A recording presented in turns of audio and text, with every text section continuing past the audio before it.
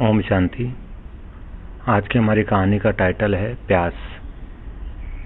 एक बार की बात है, एक बार एक व्यक्ति किसी रेगिस्तान के रास्ते से जा रहा था और उसका रास्ता काफ़ी लंबा हो चुका था।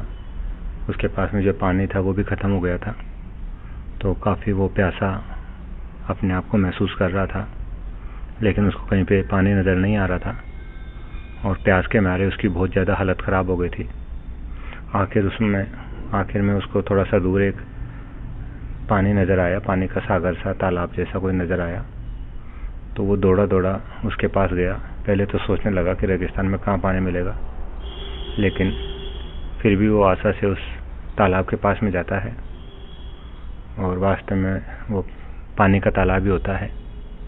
लेकिन वो व्यक्ति बहुत ज़्यादा प्यासा था और इतना प्यासा होने के बावजूद भी वह उस तालाब के पास खड़ा रहता है, उसको देखता रहता है और प्यास के मारे उसकी हालत इतनी ख़राब थी कि वो कभी भी गिर सकता है, लेकिन उसका फिर भी पानी पीने का मन नहीं कर रहा था, ये हिम्मत नहीं हो रही थी। तभी वहाँ पे एक दूसरा व्यक्ति आता है। वो कहता है कि आप बहुत ज़्यादा प्यासे लग रहे हैं। तो वो बोलता है, हाँ प्यासा तो मैं बहुत ज़्यादा हूँ, थोड़ी देर भी पानी नहीं मिलेगा तो प्राण तन से निकल जाएंगे। फिर वो दूसरे वाला व्यक्ति पहले वाले से पूछता है, तो फिर आप पानी क्यों नहीं पी रहे? तो वो बोलता है, पानी पीऊँ कैसे, मुझे प्यास थोड़ी सी है, या मैं पानी थोड़ा सा पी सकता हूँ, लेकिन यहाँ तो पूरा तालाब है, तालाब को कैसे पीऊँ? यही सोच कर मैं पानी पीने की हिम्मत नहीं कर पा रहा और मेरी हालत धीरे धीरे ख़राब होती जा रही है। तो दूसरा व्यक्ति फिर उस तालाब में से अपने हाथों में पानी लेता है, उसको एक घूंट पिलाता है, उसको कुछ आराम आता है। फिर पानी लेता है, फिर एक घूंट पिलाता है, उसको और आराम आता है। फिर ऐसा करके उसको 3-4 घूंट और पिला देता है, उसकी प्यास बुझ जाती है। और फिर वो व्यक्ति कहता है कि तुम इतने बड़े तालाब को क्यों देख रहे हो? तालाब तो पानी का है ही और होगा ही वो तो। तुम तो अपने प्यास को देखो कि आपको कितनी प्यास है, आप कितना पानी पी सकते हो। तालाब को तो कोई पी भी नहीं सका और कोई पी भी नहीं सकेगा, तालाब तो इतना बेहद होता है। लेकिन हमें तो अपनी प्यास बुझानी है।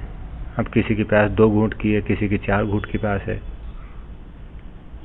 ऐसा कहकर फिर वह वहाँ से चले जाता है और वो व्यक्ति भी अपनी प्यास बुझाकर अपने आगे की यात्रा पर बढ़ जाता है।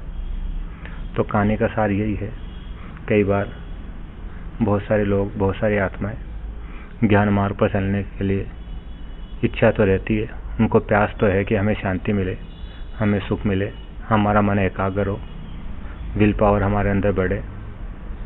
लेकिन वह आत्मा यही देखकर घबरा जाती है कि इतना सारा ज्ञान है, इतनी सारी बातें हैं, इतने सारे नियम हैं, इतनी सारी विधियां है, हम इतने सारे नियम कैसे पालन कर सकेंगे, इतनी सारी विधियां कैसे अपना पाएंगे, इतना सारा ज्ञान कैसे ले पाएंगे।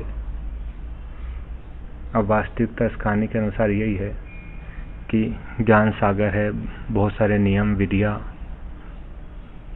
ना जाने क्या क्या चीज़ें, क्योंकि सागर है।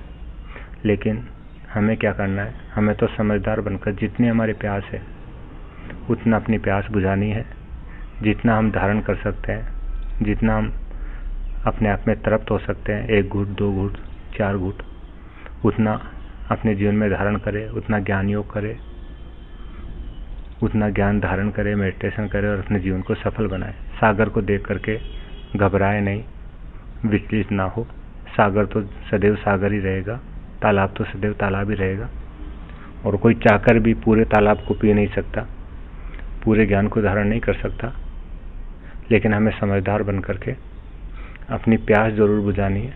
जितना हमें चाहिए, जो हमें चाहिए, शांति, सुख, विल पावर, आनंद, खुशी, वो हम लेकर के अपने जीवन में धारण करके अपने जीवन की यात्रा को सफल करें, संपन्न करें।